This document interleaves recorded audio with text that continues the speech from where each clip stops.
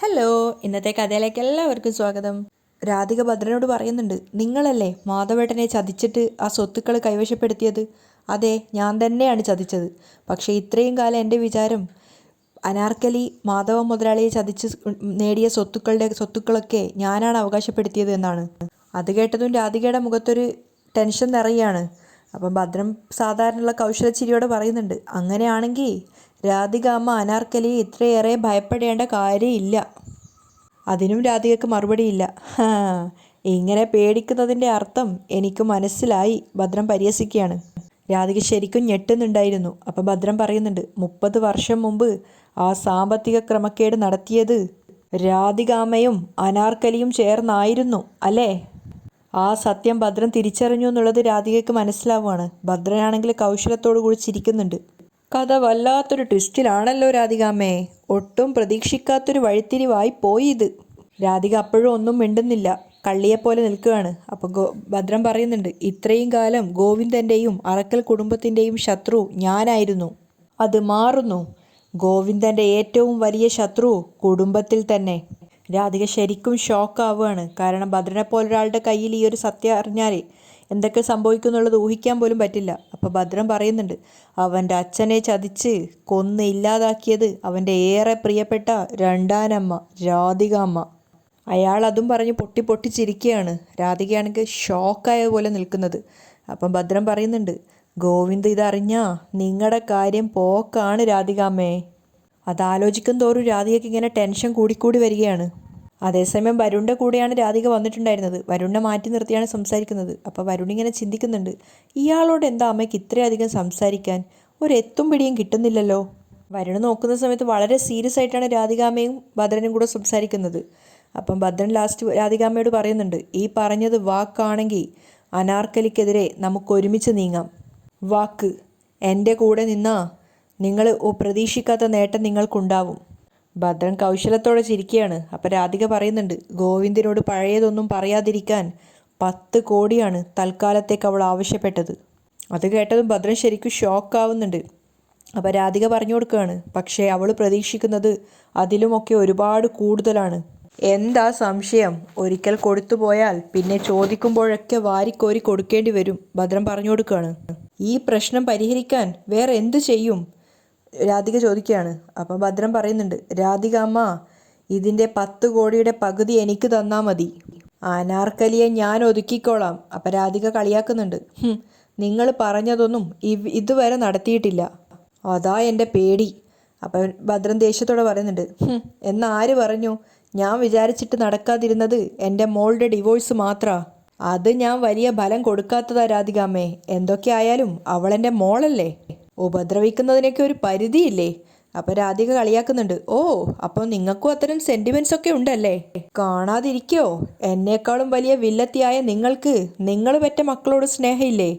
ഭദ്രൻ തിരിച്ചടിക്കുകയാണ്. പക്ഷേ അനാർക്കലിയെ ഞാൻ ഒതുക്കും. 5 കോടി എനിക്ക് തരാൻ നിങ്ങൾക്ക് സമ്മതമാണെങ്കിൽ. സമ്മതം. അനാർക്കലിക്കെതിരെ എൻ്റെ കൂടെ നിന്നാൽ 5 കോടി രൂപ ഞാൻ നിങ്ങൾക്ക് തരാം. സമ്മതം. ഭദ്രനും ആ ഒരു കരാറിൽ ഒപ്പുവെക്കുകയാണ്. എങ്കിലിനി ചില്ലിക്കാശ് പോലും അവൾക്ക് കൊടുക്കേണ്ട, എല്ലാം ഞാൻ ഏറ്റു. അതേസമയം ഗീതുവിൻ്റെ വീട്ടിലെത്തിയിട്ടുണ്ടായിരുന്നു ഗോവിന്ദും ഗീതുവും കൂടെ. രണ്ടുപേരും പ്രണയത്തിൻ്റെ കൊടുമുടിയിലാണ്. കാറിൽ നിന്ന് ഇറങ്ങിയതും ഗീതു പറയുന്നുണ്ട്, ആരുടെയും ശല്യമില്ലാതെ നമ്മുടെ പ്രണയത്തോപ്പുകളിൽ നമുക്ക് വിഹരിക്കാൻ പറ്റിയൊരു സ്ഥലമല്ലേ ഇത്. ഇടമൊക്കെ കൊള്ളാം. ആദ്യം താക്കോൽ അവിടെ ഉണ്ടോ നോക്ക്, എന്നിട്ട് നമുക്ക് ഊളിയിടുന്ന കാര്യത്തെക്കുറിച്ച് ആലോചിക്കാം. ഗീതു വേഗം ഓടിപ്പോയി ചവിട്ടിക്കടിയിൽ താക്കോലുണ്ടോ നോക്കുകയാണ്. പക്ഷെ അവിടെ താക്കോൽ പെട്ടെന്ന് അവൾ കാണുന്നില്ല. ആ സമയം ഗോവിന്ദ് ചിന്തിക്കുന്നുണ്ട്, സോ റൊമാൻറ്റിക് പ്ലേസ്, നല്ല ഐശ്വര്യമുള്ള വീട്. അതേ, ഇല്ലല്ലോ. ഗീതു പറയാണ്. ഇല്ലേ? ഗോവിന്ദ് ഞെട്ടുന്നുണ്ട്. താഴെ എവിടെയെങ്കിലും വല്ല കോളേജ് പിള്ളേരും ആയിരുന്നെങ്കിൽ തിയേറ്ററിലോ മറ്റോ പോയി ഇരിക്കുകയായിരുന്നു. ഗോവിന്ദ് പെറുപെറുക്കാണ്. അത് കണ്ടപ്പോൾ ഗീതു ഒരു ചിരി വരുന്നുണ്ടായിരുന്നു. അവസാനം അവൾ വേഗം തന്നെ ചവിട്ടിയുടെ അടിയിൽ നിന്ന് താക്കോൽ എടുക്കുകയാണ്. എന്നിട്ട് ഗോവിന്ദിന് കാണിച്ചു കൊടുക്കുന്നുണ്ട്. ടൺ. അപ്പോഴാണ് ഗോവിന്ദിൻ്റെ മുഖത്ത് നിലാവ് പരക്കുന്നത്. ഒപ്പം ഗീതുവിൻ്റെ സന്തോഷവും. ഗോവിന്ദ് ഓടി വന്ന് ഗീതുവിനോട് പറയുന്നുണ്ട്, വേഗം തുറക്ക്, ഈ വീടേ നമുക്കിന്നൊരു പറുദീസയാക്കാം. ഗീതു പൂട്ട് തുറക്കാൻ ടൈം എടുത്തപ്പോഴേക്കും ഗോവിന്ദ് ഇടയിൽ കയറുകയാണ്. എന്ത് കാണിക്കുക എന്ന് പറഞ്ഞുകൊണ്ട് പെട്ടെന്ന് തന്നെ അവൻ വാതിൽ തുറക്കുന്നുണ്ട്. അപ്പോൾ ഗീതു പരിഹസിക്കുകയാണ്, പൂട്ട് തുറക്കാൻ മിടുക്കനാ, ആവശ്യക്കാരൻ ഔചിത്യമില്ലാന്നാണല്ലോ, വേഗം അകത്തേക്ക് കയറ്. ഗീതുവിനെ അകത്തേക്ക് വലിച്ചു കയറ്റിയിട്ട് ഗോവിന്ദ് വാതിലടക്കുകയാണ്. എന്നിട്ട് നേരെ മുറിയിലേക്ക് പോയിക്കൊണ്ട് പറയും, നമുക്കൊട്ടും സമയം കളയാനില്ല. അപ്പം ഗീതു ഗോവിന്ദിൻ്റെ കൈ പിടിച്ച് വെച്ചിട്ട് പറയും, എനിക്ക് നന്നായിട്ട് വിശക്കണു, എനിക്കും നല്ല വിശപ്പാ, വാ. അപ്പം ഗീതു പറയുന്നുണ്ട്, ആ വിശപ്പല്ല, എനിക്ക് വയറ് വിശക്കണൂന്ന്. വിശപ്പാണോ ഇപ്പോൾ പ്രധാനപ്പെട്ട കാര്യം? അപ്പം ഗീതു പറയുന്നുണ്ട്, വിശന്നാൽ എനിക്ക് ഉറക്കം വരും, എന്നാലേ നമുക്ക് കുറച്ച് തണുത്ത വെള്ളം കുടിക്കാം, അപ്പോൾ വിശപ്പ് മാറും. ഗീതുവിനെയും കൂട്ടിക്കൊണ്ട് ഗോവിന്ദ് ഫ്രിഡ്ജിനരികിലേക്ക് വരികയാണ്. ഫ്രിഡ്ജ് തുറന്നത് ഗോവിന്ദ് ഞെട്ടുന്നുണ്ടായിരുന്നു. ഒരു ഡോറ് നിറയെ ഫുൾ ബിയറിൻ്റെ ബോട്ടിലാണ്. അപ്പോൾ ഗോവിന്ദ് കളിയാക്കാണ്, അമ്മ ഹോസ്പിറ്റലായതുകൊണ്ടേ നിൻ്റെ അച്ഛൻ ഇവിടെ ആഘോഷിക്കുകയാണ് എന്ന് പറഞ്ഞുകൊണ്ട് അതിൽ നിന്നൊരു ബോട്ടിലെടുത്ത് കടിച്ച് പൊട്ടിക്കുകയാണ് അതിൻ്റെ മൂടി. അപ്പോഴേക്കും ഗീതു പിടിച്ച് വാങ്ങിക്കുന്നുണ്ട്. അതെ, അച്ഛൻ എന്ത് വേണേലും കാണിച്ചോട്ടെ, മരുമോൻ അത് ഫോളോ ചെയ്യണ്ട. ഫ്രീസർ തുറന്നപ്പോൾ അടിയിൽ ചിക്കൻ കാണുന്നുണ്ടായിരുന്നു. ആ സമയത്ത് ഗീതു അറിയാതെ പറയാണ്, ഹായ് കോഴി. കോഴിയോ? എന്നെയാണോടി നീ വിളിച്ചത്? അയ്യോ കണ്ണേട്ടനെയല്ല, ഞാൻ ചിക്കനെയാണ് ഉദ്ദേശിച്ചത് എന്ന് പറഞ്ഞുകൊണ്ട് ഗീതു ചിക്കൻ എടുക്കുകയാണ്.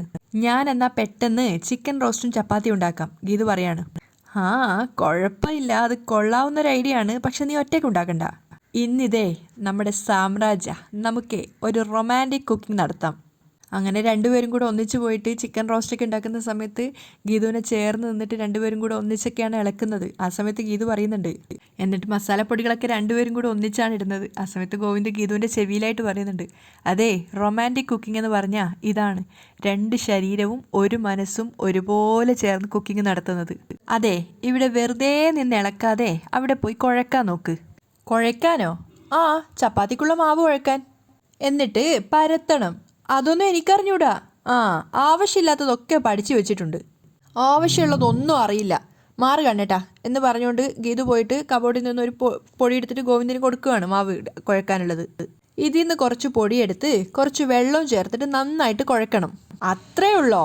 അത് ഞാൻ ശരിയാക്കി തരാം എന്ന് പറഞ്ഞുകൊണ്ട് ഗോവിന്ദ് ഒരു പാത്രം നിറച്ചു ആ പൊടി ഇട്ടിട്ട് പൈപ്പിന് നേരെ കാണിക്കുകയാണ്. അപ്പോൾ ഒരുപാട് വെള്ളം എടുക്കുന്നുണ്ടായിരുന്നു അതിൻ്റെ അകത്ത്. ഇപ്പം ശരിയാക്കി തരാം ഞാൻ, നന്നായിട്ട് കുഴയട്ടെ എന്ന് പറഞ്ഞുകൊണ്ട് ആ വെള്ളത്തിൽ കൈയിട്ട് കുഴക്കുകയാണ്. പക്ഷെ അത് ശരിക്കും ദോശയുടെ മാവായിട്ടുണ്ടായിരുന്നു. ഗീതു തിരിഞ്ഞു നോക്കുന്ന സമയത്ത് അവൾ ഞെട്ടിപ്പോവാണ്. അയ്യോ, ഇതെന്താ ഈ കാണിച്ചു വെച്ചിരിക്കുന്നേ? നീയല്ലേ പറഞ്ഞ വെള്ളം ഒഴിച്ച് കുഴക്കാൻ? എൻ്റെ പൊന്നോ, നമിച്ചു. ഇത് ഇങ്ങനത്തെ ഒരു കുഴയാണെന്ന് ഞാൻ കരുതിയില്ല. ഇനിയിപ്പോൾ കുറച്ച് ഗോതമ്പ് പൊടി കൂടി ചേർത്തേക്കാം എന്ന് പറഞ്ഞുകൊണ്ട് ഗീതു ഗോതമ്പ് പൊടി എടുക്കാൻ പോകുമ്പോഴേക്കും ആ പാത്രം മുഴുവൻ ഗോവിന്ദ് കാലിയാക്കിയിട്ടുണ്ടായിരുന്നു. അവനിങ്ങനെ ചമ്മി നിൽക്കുകയാണ്. ഓ, മൊത്തം ഇതിൽ കുടഞ്ഞിട്ടിട്ടുണ്ടായിരുന്നല്ലേ. ഇനി ഇതുകൊണ്ട് എന്തുണ്ടാക്കാൻ പറ്റുമെന്ന് വെച്ചാൽ അതങ്ങ് ചെയ്യ്, ഗീതു ദേഷ്യത്തോടെ പറയാണ്. എന്നാൽ പിന്നെ ഞാനൊരു ഐഡിയ പറയട്ടെ, ചപ്പാത്തിക്ക് പകരം നമുക്ക് ഗോതമ്പ് ദോശ ഉണ്ടാക്കിയാലോ? ദോശയോ? ആ, ചിക്കൻ കറിയും ഗോതമ്പ് ദോശയും. അങ്ങനെ ഗീതു ഗോതമ്പിൻ്റെ ദോശ ചുടുകയാണ്. ആ സമയത്ത് വന്നിട്ട് ഗോവിന്ദ് ഗീതുവിൻ്റെ കവിളിൽ ഉമ്മ വെക്കുന്നുണ്ട്. ഗീതു നാണത്തോടെ നിൽക്കുമ്പോൾ ഗോവിന്ദ് ഗീതുവിനെ ചേർത്ത് പിടിച്ചിട്ട് പറയാണ്, ഈ അടുക്കള പ്രണയത്തിന് വല്ലാത്തൊരു സുഖമുണ്ടല്ലേ. അപ്പം ഗീതുവും പറയുന്നുണ്ട്, ഭാര്യ ഭർത്താക്കന്മാരുടെ റൊമാൻറ്റിക് കോർണറാ കിച്ചൺ. നമുക്ക് നേരത്തെ അടുക്കളയിൽ കയറി ഇങ്ങനെ തട്ടിയും മുട്ടിയൊക്കെ നിന്നാൽ മതിയായിരുന്നു, എങ്കിൽ നമ്മുടെ പ്രണയം എപ്പോഴേ ആളി കത്തിയേനെ.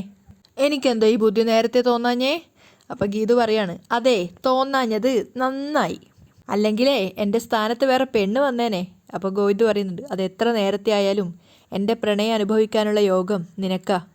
എൻ്റെ പെണ്ണായി നീ മതിയെന്ന് ഈശ്വരൻ എപ്പോഴേ തീരുമാനിച്ചിട്ടുണ്ടാവും. കണ്ണേട്ടൻ്റെ നല്ല പ്രായത്തിൽ ഇങ്ങനെ ഒരു മോഹം കയറിയിരുന്നെങ്കിലേ എന്നെ എളിയിലെടുത്തോണ്ട് നടന്ന് പ്രേമിച്ചേനെ.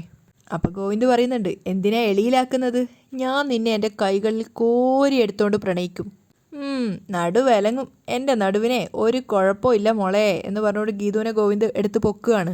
അയ്യോ കണ്ണേട്ട, താഴെ ഇറക്ക് എൻ്റെ ദോശ. അപ്പോൾ ഗോവിന്ദ് അങ്ങോട്ടേക്ക് എന്നെ കൂട്ടിക്കൊണ്ടുപോയിട്ട് പറയും, ഇതാ നിൻ്റെ ദോശ എടുത്തോ. അപ്പോൾ ഗീതു ഗോവിന്ദിൻ്റെ കൈകളിൽ ഇരുന്നുകൊണ്ട് തന്നെ ദോശ തിരിച്ചിടുകയാണ്. അങ്ങനെ രണ്ടുപേരും അടുക്കള പ്രണയം നന്നായിട്ട് എൻജോയ് ചെയ്യുന്നുണ്ടായിരുന്നു. അവസാനം ഗീതുവിനെ എടുത്ത ക്ഷീണം തീർക്കാൻ വേണ്ടി ഗോവിന്ദ് ഫ്രിഡ്ജ് തുറന്നിട്ട് ഒരു ബിയർ ബോട്ടിൽ എടുത്തതും ഗീതു അത് പിടിച്ച് വാങ്ങി വെക്കുകയാണ്. ഈ പരിപാടി ഇവിടെ നടക്കില്ല മോനെ. ഗോവിന്ദ് അടുത്തതെടുത്തപ്പോഴും ഗീതു പിടിച്ച് വാങ്ങിക്കുകയാണ്. കണ്ണേട്ടാ വേണ്ട, ഈ ഒരു ബിയർ അകത്ത് ചെന്നാലേ റൊമാൻറ്റിക് മൂഡ് കൂടും. ഒലക്കയുടെ മൂടാ കൂടുന്നേ. ഒലക്കയുടെ മൂടോ? ആ കണ്ടിട്ടില്ലേ, ഒലക്ക. അതിൻ്റെ മൂഡ് കൊണ്ട് അടിവായിട്ടൊരു പ്രയോഗമുണ്ട്, അതെന്നെ കൊണ്ട് ചെയ്യിക്കണോ? വേണ്ട എൻ്റെ പുന്നാരയല്ലേ, ഒരു 2 ഗ്ലാസ്. വേണ്ട, 1. ഓക്കെ സമ്മതിച്ചേ. ഒരു കവിള് മതിയെങ്കിൽ ഇതേ എന്നും പറഞ്ഞുകൊണ്ട് ഗീതു കവിള് കാണിച്ചു കൊടുക്കുകയാണ്. ഗോവിന്ദ് കിസ് ചെയ്യാൻ പോയപ്പോഴേക്കും ഗോവിന്ദിൻ്റെ കയ്യിലിരുന്ന ബിയർ കുപ്പിയായിട്ട് ഗീതു രക്ഷപ്പെടുകയാണ്. ഗീതുവായിട്ട് ഗോവിന്ദ് കുറേ മൽപ്പെടുത്താൻ ശ്രമിക്കുന്നുണ്ടായിരുന്നു. പക്ഷേ ഗീതു അവസാനം പറയാണ്, ഇത് കുടിക്കണമെങ്കിൽ അത്രയ്ക്ക് നിർബന്ധമാണെങ്കിലേ ഇത് കുടിച്ചു ഇവിടെ ഇരുന്ന് തന്നെത്താനെ കുടിച്ചോ, ഞാനേ എൻ്റെ വീട്ടിലോട്ടേക്ക് പോവുക. ആ അത് വേണ്ട എൻ്റെ പൊന്നു മോളൂസല്ലേ, നീ ഇല്ലാതെ എനിക്ക് എന്തിനാ ഇത്? നീ ഇല്ലാതെ എനിക്കെന്ത് ആഘോഷം? അങ്ങനെയാണെങ്കിൽ ഇത് ഫ്രിഡ്ജിൽ വെച്ചിട്ട് വാ, ഭക്ഷണം കഴിക്കാം. മനസ്സില്ലാ മനസ്സോടെ ഗോവിന്ദ് തിരിച്ചത് ഫ്രിഡ്ജിൽ വെക്കുകയാണ്. എന്നാ വേണ്ട. അങ്ങനെ രണ്ടുപേരും വന്നിട്ട് ദോശയും അതുപോലെ തന്നെ ചിക്കൻ ഗ്രേവിയും കഴിക്കുകയാണ്. ഗോവിന്ദ് ആസ്വദിച്ച് കഴിക്കുകയാണ്. ആഹാ, എന്തൊരു ടേസ്റ്റ്! ഇത്രയും രുചികരമായ ദോശയും ചിക്കൻ ഗ്രേവിയും ഞാൻ എൻ്റെ ജീവിതത്തിൽ കഴിച്ചിട്ടില്ല. അപ്പോൾ ഗീതു പറയുന്നുണ്ട്, എന്നാൽ ഞാനൊരു സത്യം പറയട്ടെ, ഇത്രയും വൃത്തികെട്ട വിഭവം ഞാൻ ഇന്നേ വരെ കഴിച്ചിട്ടില്ല. ക്ലോറിൻ വെള്ളത്തിൻ്റെ ചുവ കാരണം ദോശ വായിൽ വെക്കാൻ കൊള്ളത്തില്ല. ഏയ് ഗീതു, ഇത് നമ്മൾ പ്രണയത്തിൽ ചുട്ടെടുത്ത ദോശയും ചിക്കൻ കറിയും അല്ലേ? വെറുതെ അതിനെ തള്ളിക്കളയരുത്. നീ ഇതിൽ ക്ലോറിൻ്റെ ചുവയെ മനസ്സിലാക്കിയിട്ടുള്ളൂ. പ്രണയത്തിൻ്റെ സ്വാദ് ഒന്നാസ്വദിച്ച് കഴിച്ചു നോക്ക്. ഗീതുവിന് ഗോവിന്ദ് വാരിക്കൊടുക്കുകയാണ്. അതവൾ ആസ്വദിച്ച് കഴിക്കുന്നുണ്ടായിരുന്നു. അതിനുശേഷം പ്രണയത്തോടെ അവൾ തിരിച്ചും ഗോവിന്ദിന് വാരിക്കൊടുക്കുകയാണ്. അവർ രണ്ടുപേരും ഒറ്റയ്ക്കുള്ള ആ ഒരു ലോകം അവർ നന്നായിട്ട് എൻജോയ് ചെയ്യുന്നുണ്ടായിരുന്നു. പെട്ടെന്നിടയ്ക്ക് ഗോവിന്ദ് ചെറുതായിട്ടൊന്ന് കള്ളക്കളി കളിക്കുകയാണ്. ചുമ വരുന്നത് പോലെ അവൻ അഭിനയിക്കുന്നുണ്ടായിരുന്നു. എരി കയറിയതുപോലെ. എനിക്ക് ഇത്തിരി തണുത്ത വെള്ളം കുടിക്കണം. ഞാൻ ഫ്രിഡ്ജിൽ നിന്ന് ഇത്തിരി തണുത്ത വെള്ളം കുടിച്ചിട്ട് വരാം. അപ്പോഴേക്കും ഗോവിന്ദ് എണീറ്റപ്പോഴേക്കും ഗീതു കൈ പിടിച്ച് വെക്കുകയാണ്. അമ്പട കള്ളക്കണ്ണാ, ഈ അടവൊക്കെ കയ്യിലിരിക്കട്ടെ. ഇപ്പോഴേ ഈ വെള്ളം കുടിച്ചാൽ മതി, അതിന് തണുപ്പില്ല, സാരമില്ല. ഗീതു വെള്ളം എടുത്ത് കൊടുക്കുകയാണ് ഗോവിന്ദിന്. അപ്പോൾ വീണ്ടും ചുമച്ച് നോക്കുന്നുണ്ട്. അപ്പോൾ ഗീതു പറയാണ്, അധികം ചുമക്കേണ്ട. ചുമച്ചിട്ട് കാര്യമില്ല. ഫുഡ് കഴിച്ച് കഴിഞ്ഞിട്ട് രണ്ടുപേരും ഒരുമിച്ചാണ് കൈ കഴുകുന്നത്. കൈ ഒന്നിച്ച് കഴുകിയതിന് ശേഷം ഗോവിന്ദ് ഗീതുവിൻ്റെ മുഖത്തേക്ക് വെള്ളം തെറിപ്പിക്കുകയാണ്. ഗോവിന്ദിൻ്റെ കയ്യിൽ നിന്ന് രക്ഷപ്പെട്ട് കുതറി ഓടി. ഗീതു ഓടുന്നതിനനുസരിച്ച് ഗോവിന്ദ് പിന്നാലെ പോവുകയാണ്. അവരുടെ ഒരു പ്രണയ നിമിഷം. അവസാനം ഗീതുവിനെ വട്ടം കറക്കി എടുത്ത് തോളിലിട്ട് ഗോവിന്ദ് മുറിയിലേക്ക് കൊണ്ടുപോവാണ്. അവളെ ബെഡിലേക്ക് കൊണ്ടിട്ട് ഗോവിന്ദ് കണ്ണടയൊക്കെ ഒരു ഗീതുവിൻ്റെ മേലെ കയറിക്കിടന്ന് ശരിക്ക് പ്രണയത്തോടെ ഗീതുവിനെ കിസ് ചെയ്യാൻ വേണ്ടി പോവാണ്. ഗീതു അത് ആസ്വദിച്ച് വരുമ്പോഴാണ് പുറത്തു നിന്ന് ശബ്ദം കേൾക്കുന്നത്. ആരാടാ അത്? രണ്ടുപേരും ഒരുപോലെ ഞെട്ടുകയാണ്. തുറക്കാനടാ പറഞ്ഞത്, കതക് തുറക്കടാ. അപ്പോഴേക്കും രണ്ടുപേരും പെടഞ്ഞ് എഴുന്നേക്കാണ്. പുറത്ത് ഭദ്രൻ്റെ ശബ്ദമാണെന്നുള്ളത് അവർക്ക് മനസ്സിലായി. കള്ള ഇറങ്ങി വാടാ എന്നൊക്കെ പറഞ്ഞ് പുറത്തുനിന്ന് ഭദ്രൻ ഇങ്ങനെ ശബ്ദം ഉണ്ടാക്കുന്നുണ്ടായിരുന്നു. പോലീസിനെ വിളിക്കേണ്ട കേസാ. അപ്പോൾ ഗീതു ഗോവിന്ദോട് പറയുന്നുണ്ട്, പോലീസോ? രണ്ടുപേരും പേടിയോടുകൂടിയാണ് ബെഡിൽ നിന്ന് എഴുന്നേക്കുന്നത്. ഗോവിന്ദ് പറയുന്നുണ്ട്, വാ നമുക്ക് പോയി നോക്കാം. അതേസമയം പുറത്ത് ഭദ്രനും കുറച്ച് അയൽപക്കത്തുള്ള ആൾക്കാരൊക്കെ കൂടിയാണ്. അപ്പോൾ ഭദ്രൻ പറയുന്നുണ്ട്, ചവിട്ടിക്കടിയിൽ വെച്ച് താക്കോലെടുത്ത് പട്ടാ പകലാണ് കയറിയിരിക്കുന്നത്. അപ്പം അവരും പറയുന്നുണ്ട്, ആളില്ലെന്ന് പറഞ്ഞിട്ട് മനഃപൂർവ്വം കയറിയത് തന്നെയാ. വീട് കൊള്ളയടിക്കാൻ വേണ്ടി കാറുമായിട്ട് വന്നത് പകൽക്കൊള്ളക്കാർ തന്നെയാണ്. അകത്ത് കയറി ഒരുത്തം പോലും ജീവനോടെ പുറത്തു പോവരുത്. ഭദ്രൻ പറയുന്നുണ്ട്, എത്ര വലിയ കള്ളന്മാരാണെങ്കിലും തല്ലി കാലൊടിക്കുന്ന കാര്യം ഞങ്ങളേറ്റു. അവരും പറയാണ്. അകത്ത് ഗീതവും ഗോവിന്ദും ആകെ പരിഭ്രമിച്ച് നിൽക്കുകയാണ്. അപ്പോൾ ഭദ്രൻ ഇങ്ങനെ പറഞ്ഞുകൊണ്ടിരിക്കുന്നുണ്ട്, വാതിൽ തുറക്കടാ. ആ സമയത്ത് ഗോവിന്ദിൻ്റെ കൈയും കാലും ഒന്നും ഓടുന്നില്ല. അവൻ പറയുന്നുണ്ട്, ഓ എല്ലാ പ്രതീക്ഷകളും തകർത്തു. ഇനി ഇങ്ങനെ ഒരു മൂടുണ്ടാക്കിയെടുക്കാൻ എന്ന് പറ്റും? ഓ ആദ്യം ഇവിടുന്ന് എങ്ങനെ രക്ഷപ്പെടും എന്നുള്ള കാര്യം ഒന്ന് ആലോചിക്ക്. ഗീതുവാണ് പറയുന്നത്. രണ്ടുപേരും ആകെ പെട്ട അവസ്ഥയിലാണ്. ആ സമയത്തും ഭദ്രൻ ഇങ്ങനെ അലറി വിളിച്ചുകൊണ്ടിരിക്കുകയാണ്, കതക് തുറക്കാൻ, എടാ കതക് തുറക്കാൻ. അങ്ങനെയാണ് ഇന്നത്തെ എപ്പിസോഡ് വൈൻഡപ്പ് ചെയ്യുന്നത്.